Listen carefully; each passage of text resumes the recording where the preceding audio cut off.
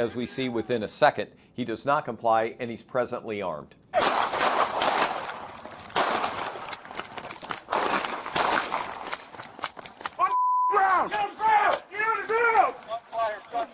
Retired CPD officer and use of force expert Bob Meter walks us through what he sees in the new body camera video, pointing out that the 16-year-old murder suspect is armed, but drops his rifle as he runs from officers. If I'm a citizen, he dropped the gun. Why'd they shoot him in the back? At the moment that the officer first observed him, he saw him with the firearm, and we don't know what the officer saw. When he had the firearm, it was down to his side when he dropped it, and so the officer was still perceiving that threat. And once he dropped it, why didn't he just stop and comply at that moment? Meter says police were justified in shooting this teen based on what he called this three-pronged test. What was the severity of the crime?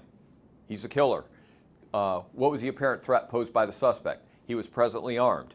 And was the suspect trying to flee or resist? He was doing both. This was an objectively reasonable shooting, and had he complied, we would not have this conversation. Meter pointed out officers immediately rendered aid and carried the suspect to the ambulance.